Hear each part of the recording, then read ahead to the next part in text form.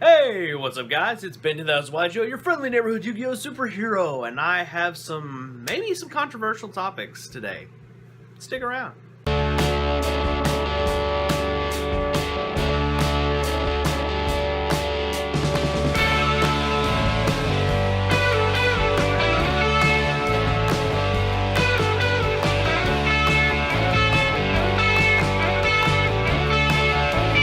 Alright, so today's video is going to be a little on the weird side. If you guys aren't aware, Konami released some new policies for their tournaments, and I'm kind of going to give you the TLDR on those policies, but I'm also going to talk about a broader topic, but it's related to these policies. So first things first, before we get into that, let's talk about these policy changes. I took some notes just so you guys know, because I'm not very good with scripts. But here's the thing, the overall big rule changes are you have to have good hygiene. Smelly players, or if your smell is so bad that other people are taking too much notice, they may ask you to either leave to continue in the tournament, or to either fix the problem, to continue in the tournament, or leave. The next one that they have is no more hollow sleeves. Basically, if your sleeves are like really shiny, and I don't have any like overly shiny sleeves on me to show you, like, I imagine this is okay. It's a little reflective, but not enough to be noticeable. I've never been used to those, I never had an interest in those really shiny sleeves, so like, you can't have those anymore. Those are very reflective. They look like the Yu-Gi-Oh cards that are, that are foil. You can't have those kind of sleeves anymore.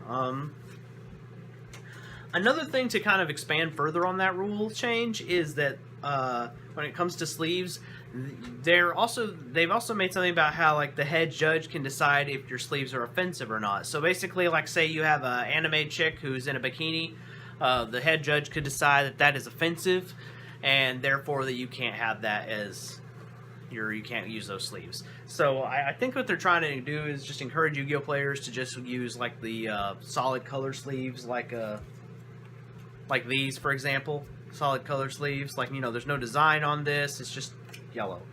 The other thing that I think that, and I have some further topics on that, on the sleeves thing, but we'll get to the next topic real quick, and then I'll share my thoughts. The next one is they have changed the verification rules.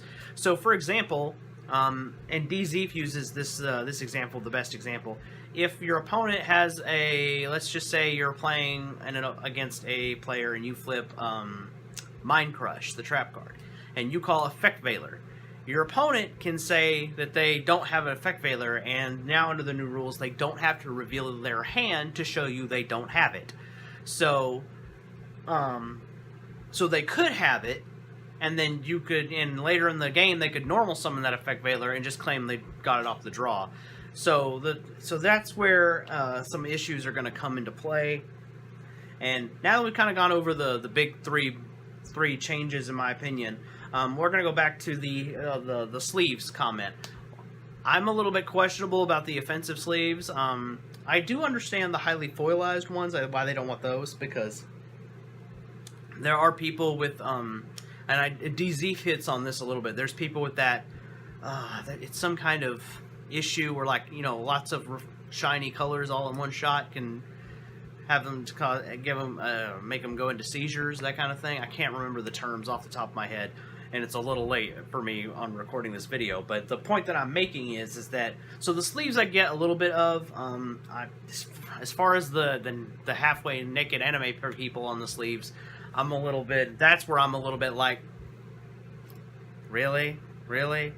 Don't you... I'm pretty sure Konami makes Devil May Cry, right? Don't they own that one? And if they do, I'm pretty sure I saw some demon with tits literally in that video game. And you're going to tell me that, scantily clad anime girls might be a little too much for Yu-Gi-Oh players to handle? Whatever. And the next one is, alright, so now we're going to talk about the big meat and potatoes of this, is cheating. With the new no verification rule in place, I feel like, and I commented this on Jonathan Moore's channel, House of Champs, because he asked us for our thoughts, and I put it down. I really wasn't going to make this video, but I decided, fuck it. The no fair verification thing, I feel like it has its pluses and its minuses. Like, for example, if honest players, like for example, back in Dragon Ruler format, I used to play Lightsworn Rulers and with Eclipse Wyvern, and then of course I would have to reveal my entire deck upon milling Eclipse Wyvern. So if I didn't have a Judgment Dragon or a Light Ray Diabolos as a target. And I feel like that's a good thing now that I don't have to show my deck, because that means all my text and stuff, then, you know, get to stay my secret. But on the other hand, I feel like the cheating that will come from this rule change will outweigh the benefits of, you know, of being able to say, oh, to keep your stuff. It's kind of weird. They're trying to help the players, but in the same time, they're hurting the players with this new rule. It's kind of a weird... It's a dichotomy. So the thing is, like, I feel like, and the way DZ points it, you know, like, these people are just going to say they don't have the card or whatever. If you try to use a card like Mind Crush or anything like that, they're just going to say they don't have it, or they'll say, like, I think Ore Crush was the example given by John. By the way, you should check those 2 videos out. I'll put those links in the description, because I feel like they're going to go more in depth into the rules as a whole. I'm just more here to share my opinion on the rules. So, I don't know. I feel like this is going to cause more problems than it fixes. It's the same with the time rules. A lot of the Yu-Gi-Oh players don't like the time rules, and these time rules lead to more cheating, because people will, you know, they'll try to claim that, you know, the phases, they're a different phase than it is. There's people who try to claim that they can, you know, do certain things in a certain phase. There's just lots of cheating. There's people slow playing at these tournaments now. And I know you guys probably know this about me. Y'all are like, Ben, you don't even go to that many tournaments in a year, so why do you care? And I'm like, because I still go to them every now and then. That's due to location. That's not due to... That's due to location and funding. That's the only reason why I don't go to more tournaments. I'm not even a good player. I just enjoy playing the game. But the point that I wanted to make here is, you know, integrity has to be a central piece of this game. Otherwise, you know, you're just going to go to a tournament and everybody's going to be sitting there looking at each other thinking they're all thieves, cheaters, and untrustworthy people. And, you know, that hasn't been my experience. Are there scumbag players in Yu-Gi-Oh? Of course there are scumbag players in Yu-Gi-Oh! There's scumbag people in every group in the world. Yu-Gi-Oh! Is no exception to this rule. But the rules have to be made to protect the honest player versus the deceptive one. And that's the thing, is like this... And I know what all these changes are adding up to. If you want this is my Yu-Gi-Oh! Conspiracy theory. You ready for this? I think that Konami is trying to push us all to a Duel Links / Speed Duel type of format. And they're just inching us slower and slower there. I mean, I wouldn't be shocked if it's like Master Rule 5 or 6 is Duel Links format, where now we have like the 3 spaces instead of the 5. And, you know, I'm pretty sure I haven't really watched the Duel Links anime, but I'm pretty sure that in the Duel Links anime, the characters only have this shape for their thing, and they have 5 slots altogether, including the extra deck zones. So, I don't know, if I'm wrong, correct me in the comments below, but I'm pretty sure I'm right on that.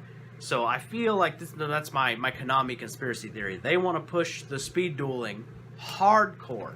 But the thing is they've got to inch us players into it, because if they just flat out switched it, we wouldn't, you know, a lot of us Yu-Gi-Oh players would probably quit. I mean, I'm not saying I would, because I play Duel Links too for the funsies of it, but, you know, it's very much a, I don't know.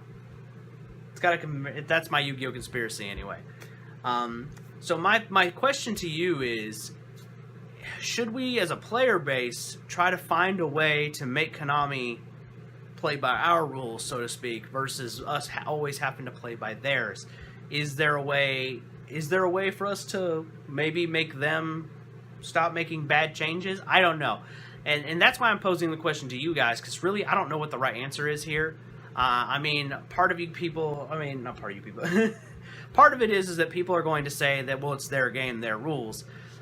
To a point, I agree, but, you know, no, in the real world, you know, no company goes without a set of rules they have to go by. like, you know, like in the real world, we have like government legislation to limit what companies can and can't do. You know, I'm not saying that we need like government legislation to limit what a like Konami can do with its Yu-Gi-Oh game.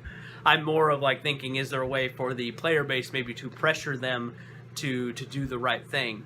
And I don't know what that method would be or how to get there. So I pose the question to you: what do you think we as the player base could do to fix or maybe challenge these rule changes that are going to cause more cheating and cause more problems than they will fix? I don't know. I want you guys to answer that question in the comments below. So this is your quickie video for today. Like I said, I'm going to link DZeef and House of Champs video because they go way into more detail on this. And even if you don't like them per se, they do. This is all facts. They're not talking about their opinion on the game. So we can just kind of ignore that part of things and just kind of look at it and go, okay, because they dive more into the rules. I'm just here to give my opinion.